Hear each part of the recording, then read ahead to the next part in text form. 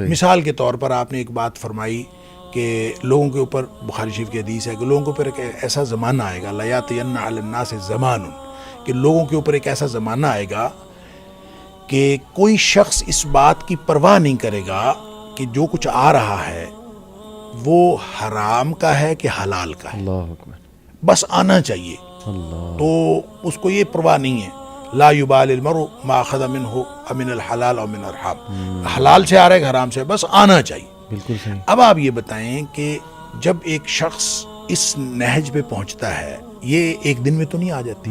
آپ پہلے مشکوک روزی میں پڑھتے ہیں، آپ پہلے آہستہ آہستہ جو ہے گرے ایریا جو ہے اس کو اچیو کرتے ہیں، صحیح۔ پھر کرتے کرتے آپ سیدھے حرام میں چلے جاتے ہیں، پھر آپ کو یہ حرام حلال کی تمیز نہیں رہ جاتی۔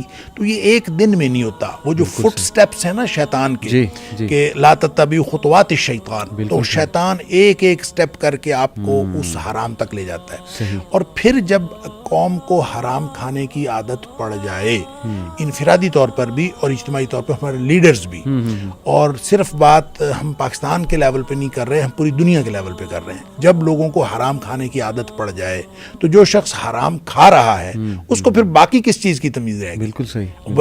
وہ کانے سے آ رہا ہے، اندھے سے آ رہا ہے، وہ خوبصورت سے آ رہا ہے، وہ بدصورت سے آ رہا ہے، آنا چاہیے بس۔ صحیح صحیح۔ تو آپ کو جو بھی مفادات کے لیے آپ کو دانا ڈالے گا آپ اس کی طرف چلتے جائیں گے۔ بالکل۔ لہٰذا وہ ملکوں کے اعتبار سے امریکہ ہو، وہ رشیا ہو، وہ کوئی بھی ہو، چائنا ہو، وہ آپ کو دانہ ڈالتے ہیں، آپ بھاگ کے اس کی طرف چلے جاتے ہیں، اپنے مفادات کے لیے جاتے ہیں۔ ادروائز آپ، یعنی آپ نے کبھی دیکھا ہوگا، کبھی سنا ہوگا دنیا میں کہ ہمارے علماء کرام جو ہیں وہ بیٹھے آئی ایم ایف سے قسط ملنے پر شکریہ ادا کر رہے ہیں آئی ایم ایف کا، اور یعنی ایک سودی ڈیل کے اوپر جی جی جی، علماء کرام شکر ادا کر رہے ہیں۔ اب دیکھیے ایک دن میں نہیں ہوتا، لہذا چلتے چلتے چلتے چلتے ڈیٹیریشن آتی ہے، اور پھر ہم شاید اس نہج پہ پہنچیں گے کہ دجال کو قبول